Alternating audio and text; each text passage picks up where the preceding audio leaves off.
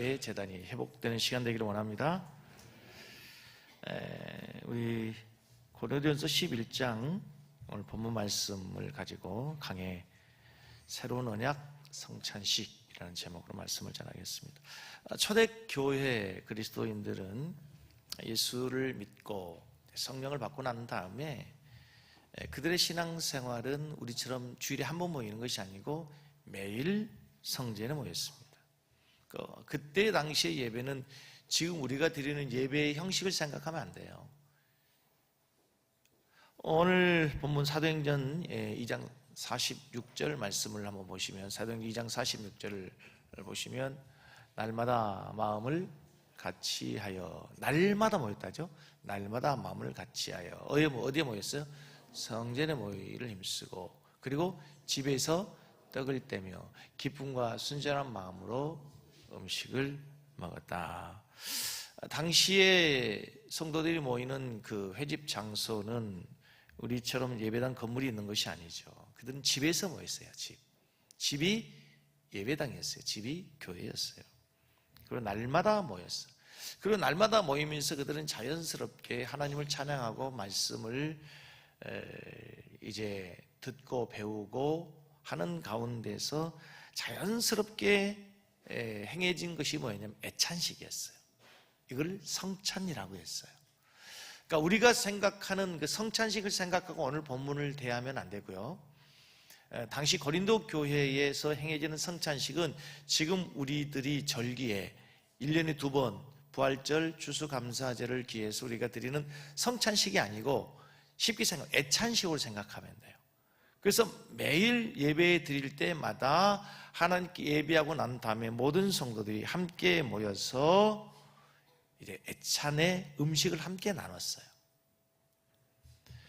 그러니까 초대교회 때는 예배와 성찬이 따로 구분되지 않고 예배가 성찬이었어요.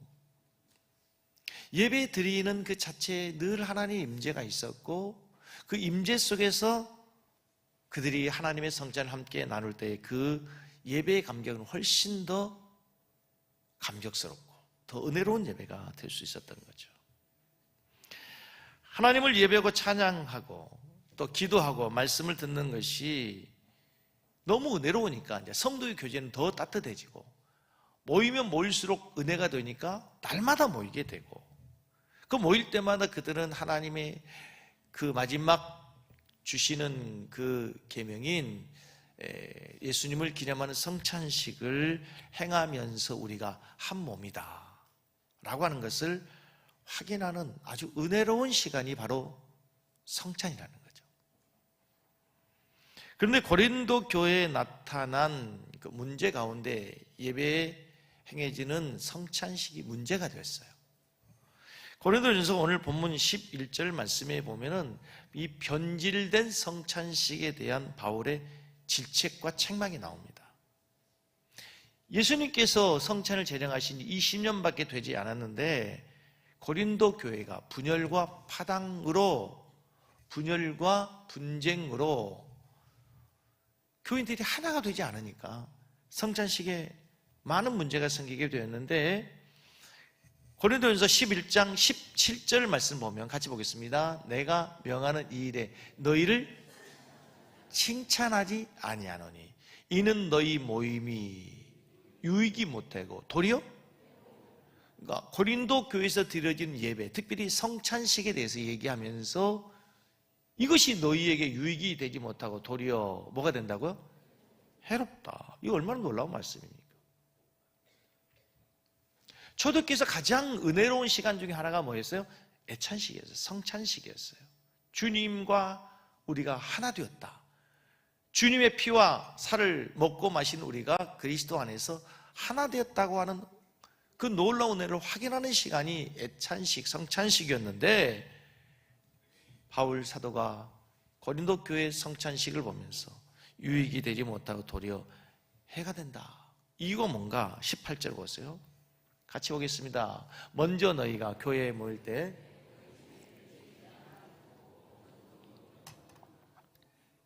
너희 교회 중에, 너희 중에 무엇이 있다고요?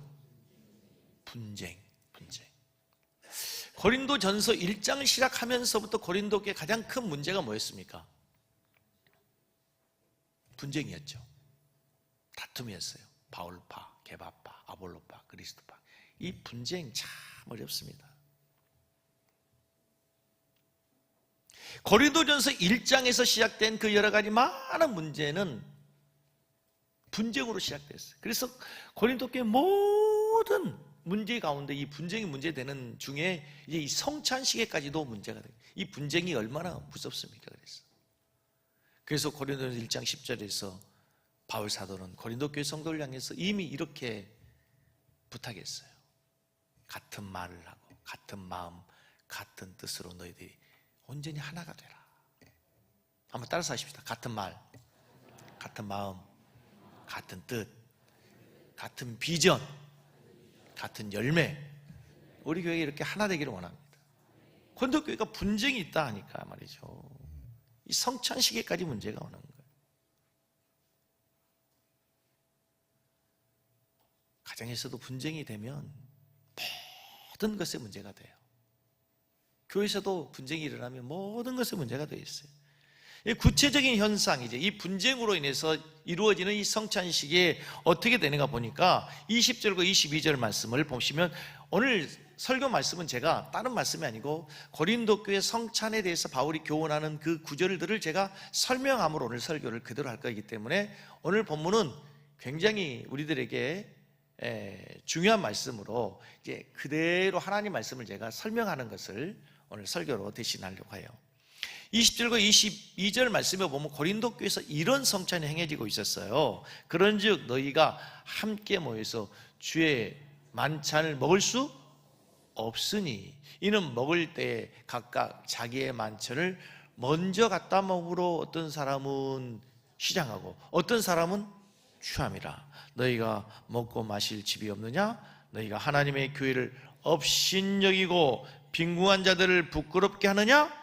내가 너에게 무슨 말을 하랴? 너희를 칭찬하랴? 이것으로 칭찬하지 않는다. 고린도 교회의 성찬식이 어떻게 되냐면요, 어떤 사람이 와서 먼저 먹으면서 다 먹어버렸어요. 그 다음에 온 사람들은 먹을 것이 없어. 어떤 사람이 분쟁이 있으니까 거기 김장로, 김권사, 김집사, 김권찰, 김씨파랑이 다 모였어요.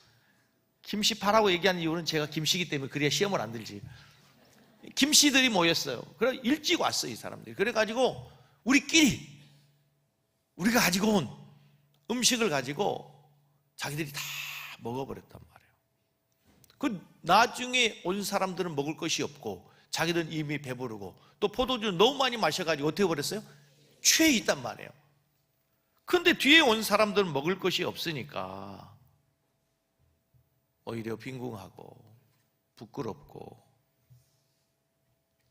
여러분, 성만찬이 뭡니까? 성만찬은 크게 두 가지입니다. 첫째는 그리스도의 피를 마시고 살을 먹는다. 뭔 말이에요? 한 몸이 된다는 거죠. 하나가 되는 거예요. 피를 마신다는 건 뭐예요? 하나가 되는 거죠. 우리가 왜 드라마나 어디 보면은 이렇게 혈서를 쓰고 그래서 우리가 하나라는 것을 강조하잖아요. 그러니까 우리가 그리스도의 한 몸을 확인하는 가장 중요한 의식이 성찬식이에요. 왜? 같은 살을 먹고 같은 피를 마시기 때문에 한 몸이라는 거예요. 그런데 고린도 교회가 서로 비방하고 원망하고 다투고 이런 교회로 변질되고 말았단 말이에요. 두 번째, 성찬의 가장 중요한 것은 24절과 25절 말씀을 보시면, 축사하시고 떼어 이르시되 이것은 너희를 위하는데 몸이니 이것을 향하여 나를 기념해라. 나란 얘기는 누구예요? 예수님을 기념해라. 기억해라. 예수님을 기억해라. 예수님을 기념해라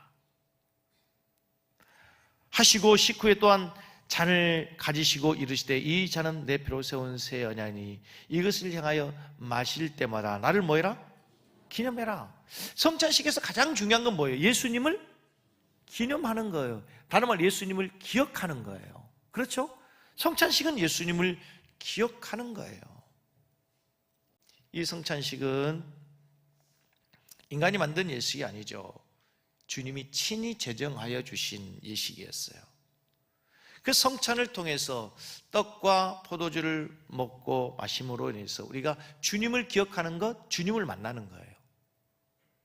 주님을 기념하면서 주님과 하나가 되는 시간이 성찬식이란 말입니다. 여러분 잘 아시는 것처럼 떡은 예수님의 살이고 포도주는 예수님의 피예요. 예수님의 살과 피라는 거예요. 여러분 정말로 이 사실을 믿게 된다면 성찬식을 행할 때마다 우리는 정말 놀랍게 변화된 삶을 살 수 있는 은혜의 수단이라는 사실을 믿으시기 바랍니다. 우리가 성찬식을 행할 때마다 여러분 알고 계시겠지만은 늘 낭독하는 성경의 본물, 성시가 오늘 우리가 읽은 고린도전서 11장 말씀 생각나시죠? 항상 성찬식 때마다 낭송하는 모든 교회에서 낭송하는 성경이 고린도전서 11장과 이사야서 53장 고난당한 메시아에 대해서 우리가 낭송을 해요. 근데 중요한 것은 여러분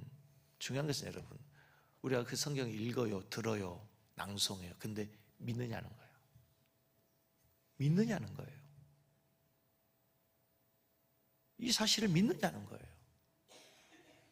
의식으로 행해지는 것이 아니라, 종교적 의식이 아니라 이 살과 이 피를 먹는 것이 정말 예수님의 살을 먹고 피를 마시는 것으로 내가 믿느냐는 거예요. 믿느냐는 거예요. 내가 정말 지금 행해지는 떡과 포도주를 가지고 예수님의 살과 피를 마시는 것을 믿는다면 우리 눈에는 보이지 않지만 지금 주님이 나와 함께 계시고 예수님이 나와 동행하시는 실제가 되고 실제의 삶이 되고 우리가 그 주님과 일평생 동행하는 능력 있는 삶이 될 줄로 믿습니다. 중요한 건 믿느냐는 거예요. 믿느냐는 거예요. 이론이 아니라 머리로 아는 것이 아니라 내가 믿느냐는 거예요.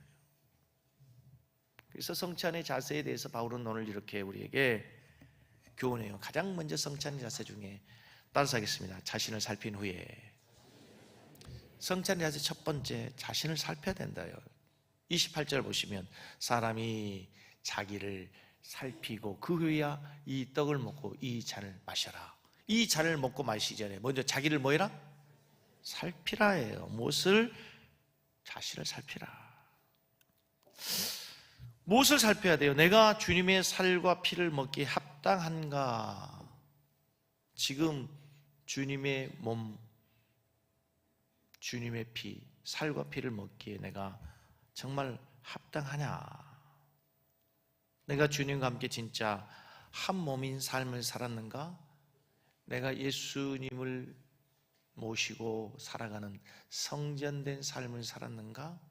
나는 나를 위해 죽으신 주님의 살과 피를 먹기에 부끄러움이 없는 거룩한 삶을 살았는가? 성찬 행할 때마다 확인하라는 거예요.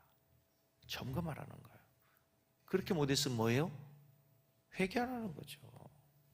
내가 우리가 주님의 몸으로 살지 못했습니다. 주님의 몸처럼 살지 못했습니다. 주님의 성gem답게 살지 못했습니다. 회개하라는 거예요. 그리고 그 성찬을 통해 다시 한번 내가 주님의 사람으로, 주님의 성전으로 주님과 함께 주님의 몸으로 살아갈 수 있는 새로운 결단하는 시간이 뭐예요? 성찬식이라는 거예요. 그게 자신을 살핀다는 거예요.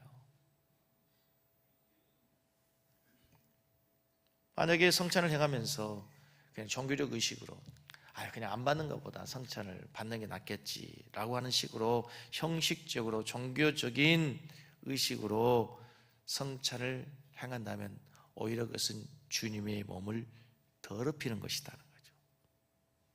내가 주님과 함께 하나 되는 것이 아니라 내가 거룩하지 못하고 합당치 않는 몸으로, 마음으로 주님의 살과 피를 먹고 마시면 주님의 몸을 더럽히는 죄를 범하게 된다는 거예요. 내가 주님과 한 몸이 되어야 되는데 거룩하신 주님과 하나 될 수 없다면 그것은 주님 앞에 오히려 죄를 더하는 거라는 거죠. 1장 29절로 30절을 보세요.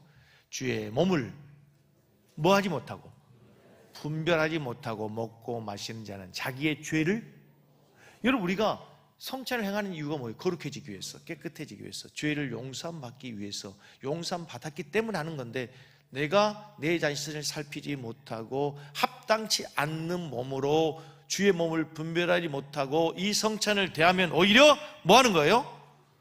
죄를 먹고 마시게 된다는 거예요.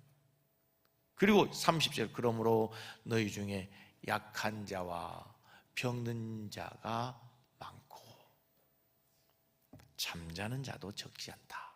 저는 이 구절을 보면 대단히 놀랐어요. 대단히 충격적이었어요. 그러므로라는 단어는 앞에 있는 말씀의 결과죠.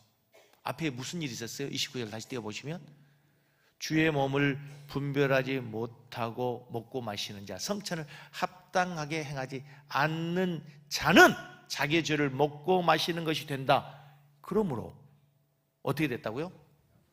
약한 자가 생기고 병든 자가 많아지고, 그 다음에 잠자는 자는 어떤 사람이에요? 침대에서 주무시는 거죠? 아니죠. 성경에서는 뭐를 잠잔다고 그래요? 죽은 것을. 얼마나 무서운 얘기입니까, 여러분? 얼마나 무서운 얘기입니까? 저는 고린도전서를 강의하면서 깜짝 놀랐습니다. 성찬을 함부로 대하고 주님의 몸과 살을 합당치 못한 자세로 대하면 얼마나 무서운 결과를 가져옵니까? 개인에게도 그렇지만 여러분, 교회에도 성찬을 합당하게 대하지 못하면 교회가 교회되지 못하고 복되지 않고 하나님의 은혜의 전이 될 수가 없다는 거예요. 개인도 마찬가지죠.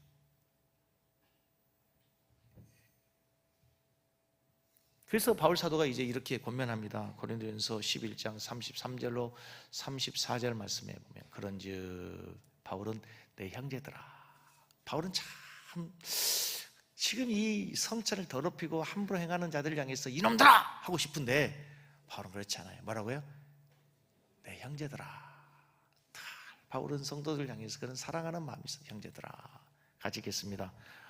먹으러 모일 때 서로 기다리라. 누구든지 시장하거든 집에서 먹을지니 이는 너희의 모임이 판단받는 모임이 되지 않게 하려 함이라. 그 밖의 일들은 내가 언제든지 갈 때 바로잡으리라. 오늘 본문을 이해하기 위해서는요, 좀 고린도 교회의 성찬을 좀 더 우리들이 좀 상황을 이해해 볼 필요가 있어요. 고린도 교회, 지금 이 편지가 쓰여질 당시는 로마 시대입니다. 계급사회죠. 계급사회. 주인 있고 종이 있어요. 종도 예수를 믿고 주인도 예수를 믿습니다. 조금 넉넉한 집에 사는 사람은 종을 부리죠. 그래서 예배 시간 가기 전에 애찬할, 성찬을 할 음식을 종에게 시키겠죠. 음식을 준비해라. 준비했어요. 그래서 그 시간에 가서 애찬을 할 수 있어요. 그런데 종의 입장에 보세요. 종은 그 음식을 만드느라고 시간을 보냈어요. 또 마무리 설거지도 하고 청소도 하고 했어야 될 거 아닙니까? 그래서 예배 시간에 가려고 보니까 자기 음식을 준비했어요? 못했어요? 못했어요. 그래가지고 교회에 가 보니까 이미 끼리끼리 먼저 온 사람들끼리, 친한 사람들끼리 다 먹어버렸어요. 그리고 이미 그들은 배부르고 어떤 사람은 취해 있고, 근데 나는 가보니까 뭐예요? 음식도 가지고 가지 못했고, 나는 오히려 그 성찬 시간이 모멸감을 느끼고 부끄럽고 시험거리가 된다는 거예요. 그래서 여러분들이 절대 표를 주지 말아야 될 당이 하나 있어요. 끼리끼리당. 절대로 여러분 표를 주지 마세요. 앞으로 총선이 나오면 절대로 주지 마세요. 끼리끼리당. 아주 안 좋은 당이에요. 이미 자기들끼리, 그 신분이 있는 사람들끼리, 자기들끼리 친한 사람들끼리, 자기가 좋아하는 사람들끼리, 자기들끼리 이미 다 먹어버렸어. 그렇게 늦게 간 사람은 뭐예요? 먹을 것이 없어. 그 바울이 오늘 뭐라고 그런 거예요? 배가 고픕니까? 시장하십니까? 그럼 집에서 먼저 먹고 오세요. 먼저 먹고 와서 교회에 어려운 사람이 오거든 그를 먹이세요. 돌보세요. 주님을 섬기듯이 섬겨주세요. 그것이 바로 주님을 기쁘게 하는 것이고 그것이 진정한 성찬이라는 거예요.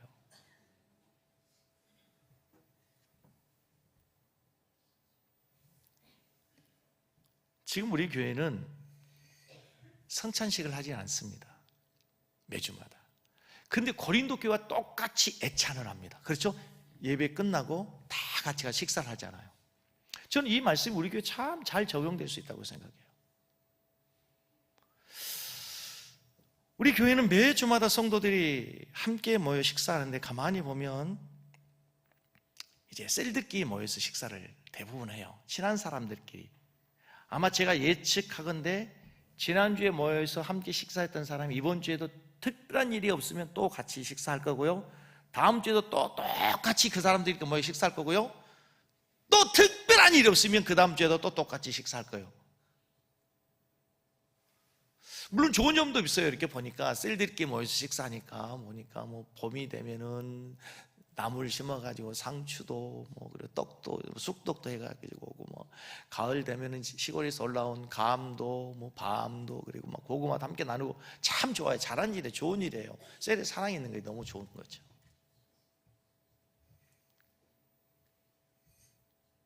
그런데요,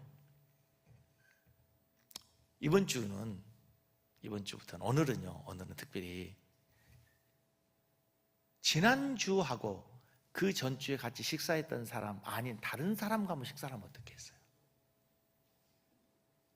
요즘 이제 셀 리더들끼리 모여서 중직들이 모여서 하는 말씀들이 뭐냐면 셀들끼리 1년 되고 2년 되고 했으니까 너무 친해지고 좋은데 다른 사람을 모르겠다. 새로운 성도들이 많이 잘 모르겠다는 거예요. 그래요. 셀들끼리 또 어차피 셀 예배 드리니까 모여서 드리는데 셀 예배 드리기 전에 식사할 때는 오늘 예배 드릴 때는 다 흩어져서 서로 모르는 사람끼리 함께 모여서 애찬을 나누고 우리가 한 교회 성도인 것을 한 몸인 것을 확인할 수 있는 시간이 될 수 있기를 주의 이름 축복합니다.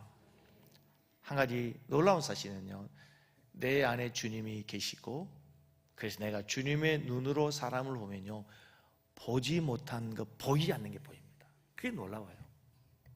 주님의 시각으로 보이는 거예요. 어제까지는 보이지 않았는데 내가 주님을 내 안에 모시고 내가 주님의 시각으로 보면요 사람이 보여요. 아, 외로운 사람. 아, 저 사람 외롭네. 혼자 식사하네. 아, 저 사람의 마음에 근심이 있네. 아, 저 사람과 내가 함께 대화하고 싶네. 함께 차를 마시고 싶네. 놀라운, 보이지 않는 게 보여요. 그동안 느끼지 못했던 게 느껴지는 거예요. 이게 성령의 역사예요. 할렐루야. 아, 저 집사님 어제하고 왜 표정이 다르지? 지난주와 표정이 달라졌네? 무슨 걱정이 있나? 아픔이 있나? 주님의 마음으로 보면 그런 것이, 다른 것이 보인단 말이에요, 여러분. 우리 섬기는 교회가 셀끼리 모여서 친한 사람들끼리만 모여서 식사하고 교제하는 것이 아니라 모든 성도들이 함께 하나 되어서 교제하고 식사하고 서로를 사랑할 수 있는 아름다운 공동체 되기를 주의 이름으로 다시 한번 간절히 축복합니다. 우리끼리만은 참 나쁜 거예요. 요나서 이야기 잘 알죠? 요나가 니느웨에 가서 복음을 전합니다. 니느웨에 가기 싫었습니다. 그들은 이방 민족이고 하나님도 알지 못하는 민족, 그들은 멸망받아야 된다고 요나가 생각했던 아주 악하고 흉악한 민족이었습니다. 가기 싫어서. 그런데 하나님에 이끌려서 풍랑을 만나가지고 뱃속에서 회개하고 니느웨에 가서 회개의 복음을 외쳤습니다. 웬일입니까? 놀라운 역사가 나타납니다. 여러분 회개하십시오 했더니 왕으로부터 모든 백성까지 다리까지 회개하고 하나님께 돌아오는 거예요. 그런데 요나가 이상한 반응을 보입니다. 여러분이 만약에 요나라고 생각해요. 여러분! 하나님이 이 성을 심판하십니다. 여러분 회개하세요. 주님께 돌아오셔야 됩니다. 죄악을 버리고 주께로 돌아오세요. 여러분 외쳤는데 모든 성 시민 사람들이 다 돌아와서 하나님께 머리 숙이고 회개하면 여러분 뭐 하겠어요? 할렐루야, 하나님께 영광을 돌립니다, 하나님 감사합니다 하지 않겠습니까? 그런데 요나가 뭐라고 하는가 보세요. 4장 2절부터 4절 같이 보겠습니다. 여호와께 기도하여 이르되, 누가? 요나가 여호와께 기도하여 이르되, 여호와여, 내가 고국에 있을 때 이러하겠다고 말씀하지 아니하였나이까? 그러므로 내가 빨리 다시스로 도망하였사오니 주께서는 내려오시며 자비로우시며 노하시기를 더디하시며 이내가 그 시사 뜻을 돌이켜 재앙을 내리지 아니하시는 하나님인 줄을 내가 알았음이니이다. 여호와여, 원하건대 이제 내 생명을 거두어 가소서. 사는 것보다 죽는 것이 내게 나음이니이다 하니 여호와께시되 내가 성내는 것이 옳으냐 하시니라. 지금 요나가, 하나님 차라리 날 죽여주세요. 나 죽고 싶어요.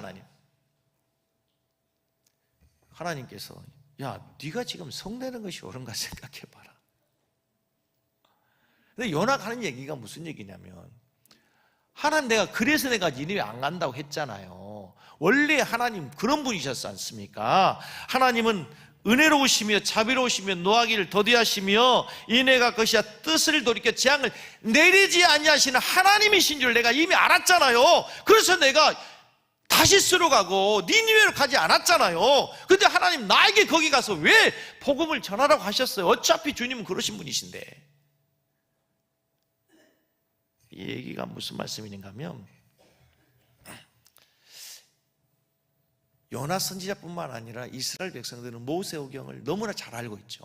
근데 출애굽기에 보면은 모세가 시내산에 올라가서 늦게 내려오니까 아론과 이스라엘 백성들이 우상을 만들었어요.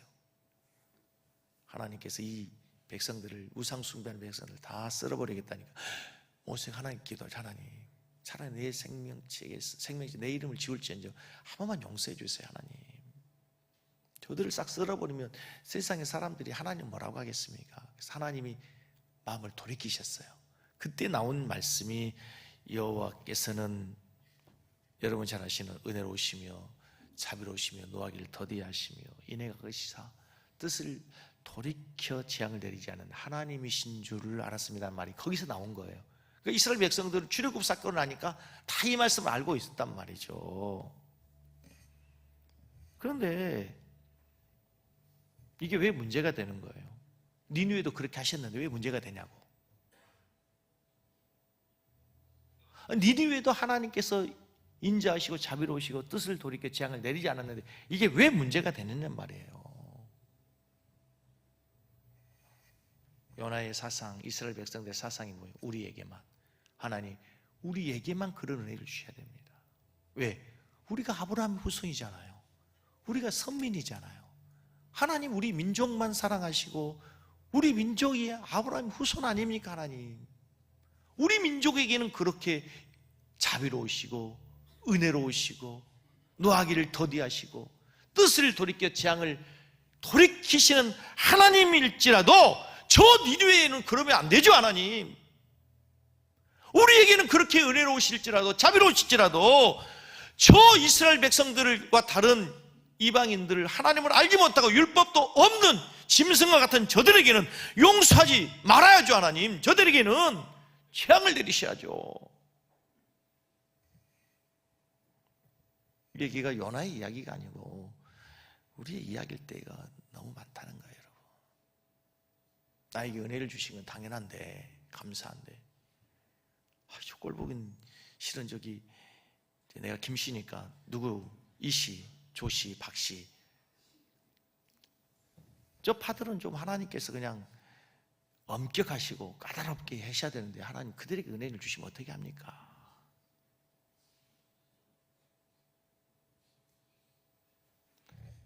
우리가 일본에 대해서 하는 그런 생각이, 우리는 축구 4강에 올라갔는데 일본이 떨어져서 고소하죠. 그런 거예요. 그런 거예요. 우리는 극적으로 올라갔는데 우리가 올라갔다는 것보다 더 좋은 게 있어요. 일본이 떨어졌다는 거. 일상이에요. 아무튼 그죠? 우리가 그런 마음으로는 어찌 교회가 하나님 은혜의 전이 될 수 있으며 어찌 교회가 세상의 빛과 소금이 될 수 있겠느냐. 우리가 성찬을 받을 때 정신을 똑바로 가져야 된다는 거예요. 성찬을 행할 때, 성찬을 받을 때 가장 중요한 정신은 주님의 살을 먹고 피를 마심으로 주님과 하나 되는 거예요. 이제 내 안에 주님의 생명이 있는 거예요. 다시 말하면 도저히 씻을 수 없는, 용서할 수 없는 내가 용서함 받고 하나님의 자녀가 됐다는 거예요. 나를 용납해 주셨다는 거예요. 여러분, 우리가 성찬만 바르게 행해도요, 성찬의 정신만 바르게 알아도 가정의 문제 해결됩니다. 교회 문제 해결됩니다. 그렇지 않습니까? 성찬 시행할 때 용서 못할 사람이 어디 있어요? 주님이 나도 받아주셨는데, 나도 용서해 주셨는데 그 사람도 당연히 용서하는 거 당연하잖아요. 어? 내가 도저히 용서할 수 없고 용납할 수 없다는 그 김집사, 하나님 나처럼 똑같이 살아가신대잖아요. 근데 지금 고린도 교회에 파당이 있단 말이에요. 하나가 안 돼요. 바울파, 베드로파, 아볼로파, 그리스도파. 바울파는 절대로 베드로파를 용서가 안 되는 거예요. 용납이 안 되는 거예요. 밥 먹기 싫은 거예요, 절대로. 같이 바라보고 밥 먹다가도 돌아버려요, 옆으로.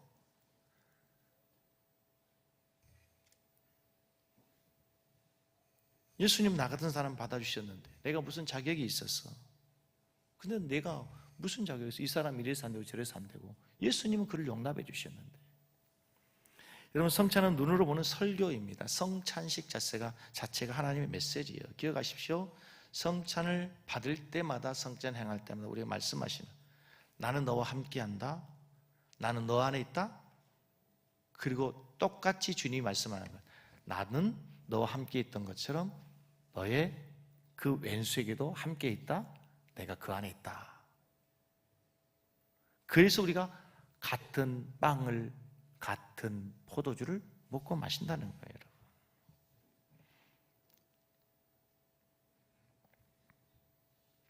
성찬은 우리가 바르게 행하지 못하면 얼마나 무서운 일이 임하는가 보면요,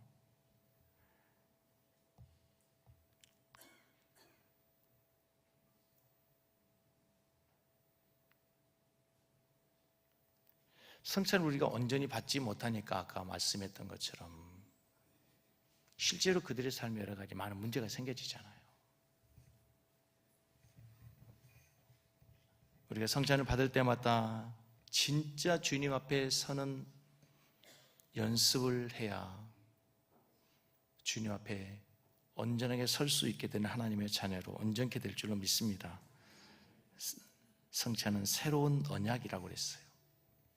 25절 말씀 보면 식후에 또한 이와 같이 잔을 가지시고 이르시되, 같이 읽습니다. 이 잔은 내 피로 세운 새 언약이니 이것을 행하여 마실 때마다 나를 기념하라.